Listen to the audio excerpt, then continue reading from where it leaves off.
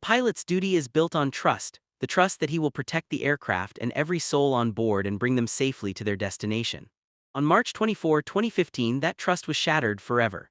Germanwings Flight 9525, an Airbus A320 flying from Barcelona to Düsseldorf, took off on what was supposed to be a routine morning flight. The sky was clear, the weather was calm, and nothing suggested that this journey would become one of the most disturbing tragedies in aviation history.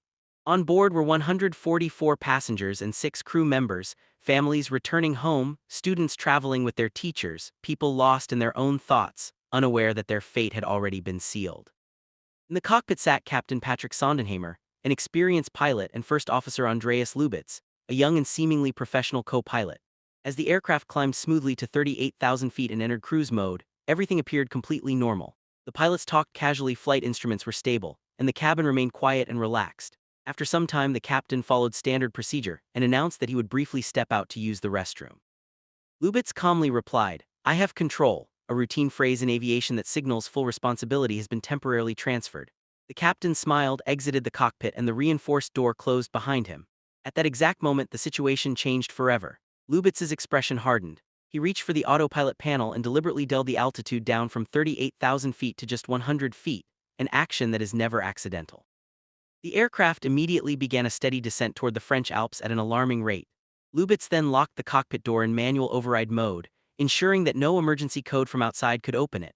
Air traffic controllers soon noticed the unexplained descent and repeatedly called the aircraft but received no response. Inside the cockpit, Lubitz sat silently, breathing calmly, fully conscious and fully aware of what he was doing.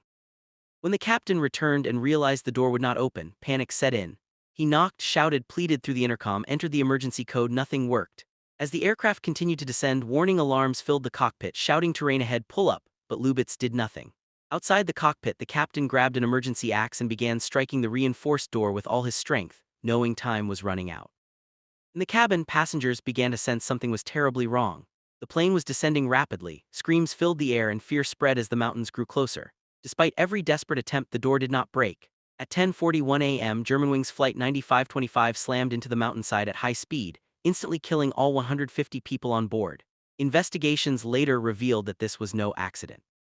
Andreas Lubitz had a history of severe depression, had been declared unfit to fly by doctors, and had concealed medical documents from his employer. His internet search history showed research into cockpit security systems and suicide methods.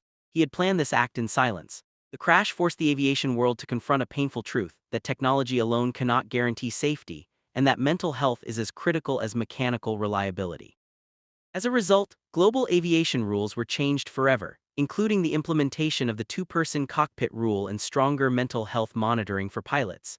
Germanwings Flight 9525 did not just crash into a mountain, it crashed into the conscience of the entire aviation industry, leaving behind a lesson written in loss, silence, and unanswered questions.